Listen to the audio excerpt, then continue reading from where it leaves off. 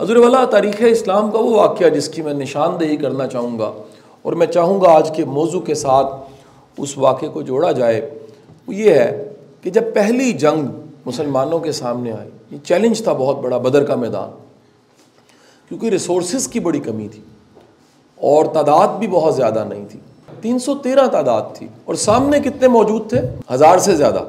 اگر آپ سب کی سب کتابیں نکال لیجئے تاریخ اسلام اور سیرت کی، تو آپ کو پتہ لگے گا کہ گھوڑوں کی تعداد، کھچروں کی تعداد، اونٹوں کی تعداد، تلواروں کی، نیزوں کی تعداد، وہ زر جو پہنی جاتی تھی، وہ ڈھال جس سے آپ نے نیزے سے اور تلوار سے بچنا ہوتا تھا، وہ سب کی تعداد بھی بہت تھوڑی تھی۔ ان سب کی ذرا کیفیت کو بھانپیے اور جانیے کہ سب کو پتہ ہے ہمارے پاس ریسورسز بڑے تھوڑے ہیں۔ یہ جملہ بڑے دھیان سے سنیے، کیونکہ فیوچر میں میرا ماننا ہے کیڈٹ کالج میں موجود تو ہر کوئی کل کو خواب دیکھتا ہے، میں نے ISS بھی میری کلیئر ہونی ہے اور اس کے بعد میں نے کہاں جانا ہے، میں نے فوج میں جانا ہے۔ تو میں اپنا زمانہ یاد کرتا ہوں تو میرا 98 لانگ کورس تھا، 99 میں ٹوائس ریجیکٹڈ ہوں، دونوں دفعہ میں ISSB سے ناٹ ریکمینڈ ہو گیا۔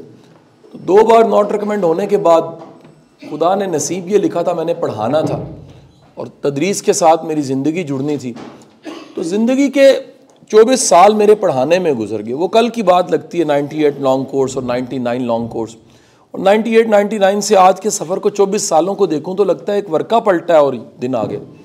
اب حضور والا آپ سب جو میری یہاں آڈینس ہے اور اس کالج کی، اس ادارے کی، جگہ کی جو در و دیواروں پہ جو کچھ لکھا ہوا ہے، وہ بتا رہا ہے کہ آپ کا خواب کہیں نہ کہیں سپاہی بننے کا، آپ کا خواب کہیں نہ کہیں فورسز کو جوائن کرنے، آپ کا خواب کہیں نہ کہیں ملٹری میں جانے کا، آپ کا خواب کہیں نہ کہیں ڈلیور کرنے۔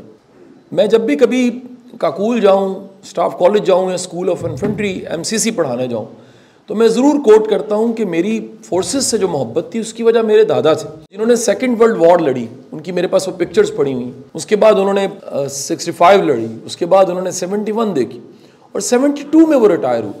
تو جب وہ ریٹائر ہوئے تو میں ان کے پوتوں میں سے، بچوں میں سے، اولاد کی اولاد میں سے پہلا بچہ تھا جو بڑا تھا۔ تو میرے پاس آج بھی وہ ٹرنک پڑا ہوا ہے، آج بھی وہ بکسا پڑا ہوا ہے جس کے اندر سب کچھ موجود ہے، ان کے میڈلز بھی ہیں، 2nd ورلڈ وار کے ڈریس بھی ہے، بیلٹس بھی ہیں، سب چیزیں میرے پاس ایک بکسے کے اندر، ایون ڈائری ہیں 1938 سے 1968 کے خطوط بھی پڑے ہوئے۔ تو آپ وہ عشق دیکھ لیجئے میرے دادا کے ساتھ کیسا ہو۔ اس کے در و دیوار بول رہے ہیں کہ آپ کی زندگی میں کوئی مشن ہے۔ جب میں 2 بار ناٹ ریکمینڈ ہوا، میں واپس ٹاپک پہ آ جاؤں گا، 2 بار ناٹ ریکمینڈ ہوا تو میں نے پھر فیصلہ کیا کہ مجاہد تو میں ابھی بھی ہوں، ہاں میری ڈومین اور میرا ایریا بدل گیا ہے۔ شاید میں ایک بارڈر پہ کھڑے سپاہی کی طرح میرے ہاتھ میں ویپن نہیں ہے، لیکن کیا جہاد صرف ویپن سے ہی ہوتا ہے؟ کیا لکھنے سے جہاد نہیں ہوتا؟ کیا حق کی بات کرنے سے جہاد نہیں ہوتا؟ حضور والا یہ مجاہد صرف وردی پہن کے مجاہد نہیں ہے۔ حضور کے زمانے میں بدر کے میدان میں تو وردی بھی نہیں تھی نا، تاریخ اسلام نکال کے دیکھیے، کوئی بیج نہیں تھا، کوئی لوگو نہیں تھا، ایک جھنڈا تھا ہاتھ میں کہ ادھر والے راہ حق پہ ہیں اور سامنے والے کفر پہ۔ اس دن جب تیاری مکمل تھی، مکمل تیاری، چند نفوس، چند لوگ اور چند تلواریں، چند نیزے، چند بھالے، چند گھوڑے کھچر، مکمل تیاری کے بعد 313 کو بدر کے میدان میں اکٹھا کرنے کے بعد میرے حضور نے رات جائے نماز بچھا اور دعا فرمائی، یا باری تعالیٰ، یعنی یہ دعا کا طریقہ بھی بتایا، تیاریاں مکمل کر کے آپ کو دعا کرنی چاہیے۔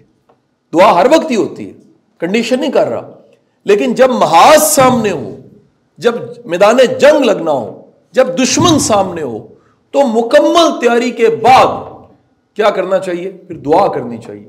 اس وقت میرے حضور نے دعا فرمائی، یا باری تعالیٰ اگر یہ چند نفوس بھی نہ رہے، تیرا نام لیوا کون رہے؟ اور پھر دعا قبول ہوئی، فرشتوں کی مدد آئی، بدر کے میدان میں اللہ نے مسلمانوں کو فتح دی۔ اور پھر اقبال نے کہا جو یہاں لکھا ہوا ہے، کافر ہے تو شمشیر پہ کرتا ہے بھروسہ، مومن ہے تو بے تاب لڑتا ہے سپاہی۔ حضور والا جن کا دعویٰ ان کے مزائلز پہ ہوتا ہے، جن کا دعویٰ صرف ویپنز پہ ہوتا ہے، جن کا کانفیڈنس ان کی تلواروں پہ ہوتا ہے، جن کا کانفیڈنس اشیاء پہ، مٹیریل تھنگز پہ ہوتا ہے، اللہ کہتا ہے یہ سب کی سب دھری رہ جائیں گی، میرے پہ توکل اور بھروسے کے بغیر تم کبھی فتح یاب نہیں ہو سکتے۔ وہ کہتا ہے اگر تمہیں پوری کائنات میں کہیں پناہ چاہیے تو سب سے بہتر پناہ دینے والا اللہ خود ہے۔ وہ کہتا ہے تمہیں کبھی یہ اعتماد چاہیے کہ قدردان کوئی نہیں ملا، اتنی محنت اتنی کوشش، پڑھا کے تھک گئے، پڑھ کے تھک گئے، ایفرٹ کر کے تھک، کونیاں چھل گئیں، ماتھا پھٹ گیا، گھٹنے زخمی ہیں، کوئی قدردان نہیں ملا۔ وہ قرآن میں وعدہ کرتا ہے سب سے بڑا قدردان اللہ خود ہے۔ وہ کہتا ہے میں قدردان ہوں۔ وہ کہتا ہے تم نے اگر میرے لیے تم کھڑے ہو گئے ہو تو خود کو اکیلا مت سمجھنا۔ تمہارا کھڑے ہونے کا مطلب ہے ان اللہ مع الصابرین، تمہارا صبر ہے میں تمہارے ساتھ ہوں، تمہاری خاموشی ہے میں تمہارے ساتھ ہوں، تم حق پہ ہو میں تمہارے ساتھ ہوں۔ تو حضور والا اپنی مکمل تیاری کے بعد اپنے ویپن، آپ سب کے پاس بھی آج بھی ایک ویپن ہے، اس کا نام قلم ہے، جس سے لکھتے ہیں آپ کو لگتا ہے آپ کاپی پہ لکھتے ہیں، آپ کو لگتا ہے آپ پرچے پہ لکھتے ہیں، آپ کو لگتا ہے کہ آپ لکھ رہے ہیں، تیاری کر رہے ہیں، نمبر لے رہے ہیں۔ میرے بچوں، ہم اپنا نصیب لکھ رہے ہوتے ہیں، ہمیں خبر نہیں ہوتی۔ کبھی اپنی پڑھائی نمبروں ڈگریوں کے علاوہ ذرا سوچئے نا، پھر آپ کا کتاب پڑھنے کو، لائبریری جانے کو دل کرے گا۔ ہمارے تو تعلیم کے نظام کا جنازہ نکال دیا ہم سب نے مل کے۔ اس میں صرف ٹیچرز کا قصور نہیں، سسٹم کا قصور۔ اس ملک کا نظام خراب ہے۔ 250 یونیورسٹیاں بڑھا لی ہیں۔ ہم نے 10 دن پہلے سر ٹیسٹ لیا ہے، 10 دن پہلے پرنسپل صاحب 1100-1200 بچے نے ریٹن ایک امتحان دیا ہے، کیونکہ ہم CSS کی تیاری فری کرا رہے ہیں۔ یار 1000 ایک صفحہ انگریزی کا نہیں لکھ سکے، MA انگریزی نہیں لکھ سکے، MA اکنامکس صفحہ انگریزی کا نہیں لکھ سکتا، MS کی، MPhil کی، PhD کی ہیں، 2 صفحے خود سے لکھنے نہیں آتے۔ 50-55 بچے پاس ہوئے 1100 میں سے۔ حالت یہ آپ کی۔ انٹرویو میں آدھے آج رہ گئے ہیں، صبح جب میں نکلا تھا تو انٹرویو ہو رہے تھے۔ آپ نے ڈگریاں بڑھا دی ہیں، آتا جاتا کچھ بھی نہیں۔ وزڈم کے لیے تو تم علم حاصل نہیں کر رہے۔ اللہ کے رسول نے تو فرمایا تھا علم حاصل کرنا ہر مرد اور عورت پہ فرض ہے، نمبر لینا فرض نہیں تھا۔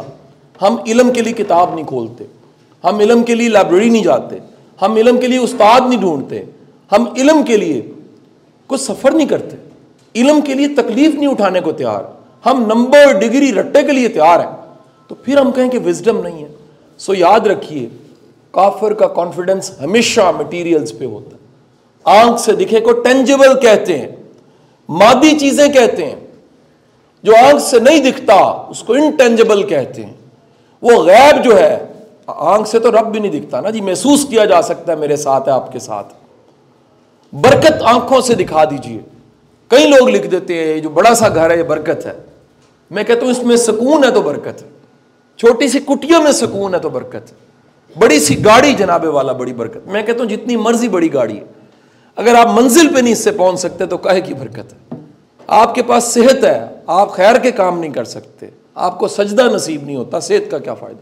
آپ کو وسائل ملے ہیں، کسی خیر کے کام پہ نہیں لگتے، کاہے کی برکت؟ دکھائیے آنکھ سے برکت کیا ہوتی ہے، فضل کو آنکھ سے دکھائیے، کرم کو آنکھ سے دکھائیے، رحمت کو آنکھ سے دکھائیے۔